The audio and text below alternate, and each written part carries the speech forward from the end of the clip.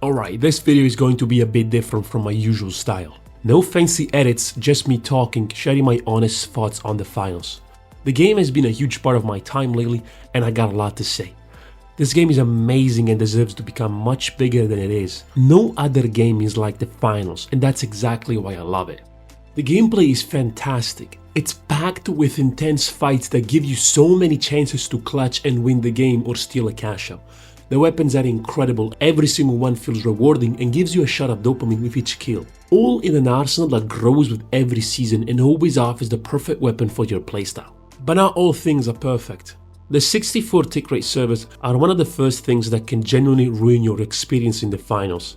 I can't tell you how many times I've been on a streak or clutching up, and while retreating behind cover, I get killed after I've turned the corner because on the enemy screen, I'm still in the open. That's honestly such a bummer and kills your momentum completely, because it feels like an undeserved death.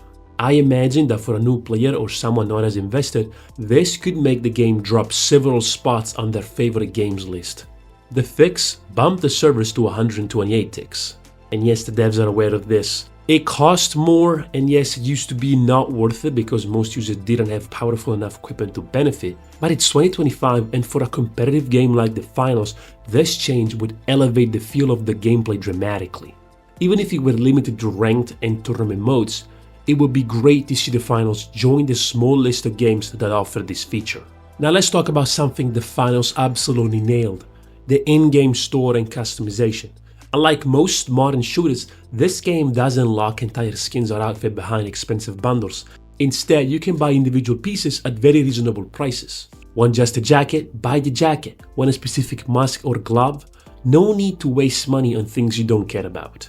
What this does is let players truly create a look that feels like theirs. You can mix and match styles from different sets and express yourself fully. The fact that every contestant on the field can look wildly different from each other is a massive win for personality and creativity in a PvP shooter. While another big issue is with ranked tournaments. The system itself is great in concept, but the execution right now has a few problems. The biggest being the low player count. Sometimes one or two Ruby teams will end up in a gold game, and that just ruins the experience for everyone. The Ruby team gets easy matches, which makes ranked less challenging and satisfying for them, while the other three teams are basically forced to fight for a single cash out. This usually turns into a chaotic mess where the luckiest team ends up banking the cash out. And to make matters worse, the Ruby teams are often forced to abandon their own cash outs just to get some gunfights on the already contested station, making the game even more chaotic and random.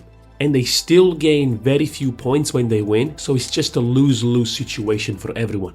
Honestly, I'm not sure there's a clean fix for this without limiting the game's freedom. If more players were active, this wouldn't be an issue, so part of the solution might just be growing the player base.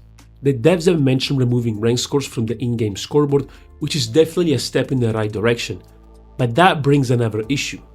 Let's say you, as a Ruby team, join a game and all ranks are hidden, but you quickly realize you've been matched with lower ranked teams after your first gunfight. Because they saw your hard-earned Ruby badge or background on your player card and decided to never push you again.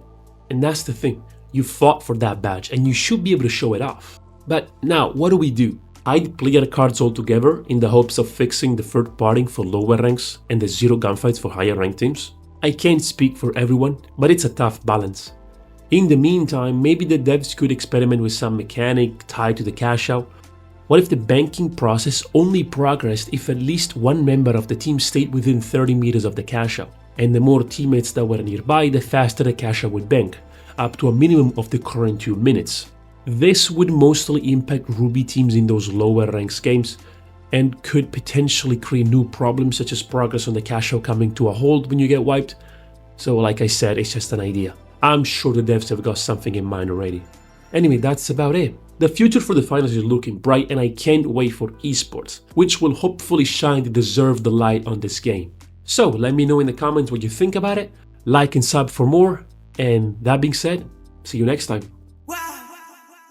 Now say hello to Mr. King.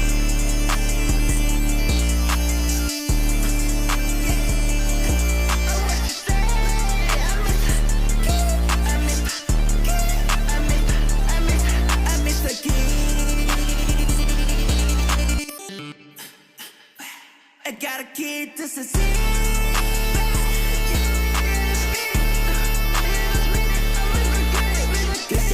Pushing P, I put on my eyes on TDMZ. Follow you riders, DMC. Put up your house at trick or treat. Bitch, I been thinking of fun and sleep, but I flip it, yo, we'll find some deep. Now let's just tear down the mud and I buy what I want and just spend on these shadows. Ride and I ride, bitch. 100 dash on pedal, bitch. I just stab me on your body, I'm like stabbing. I just got these streets. Put that to your creek.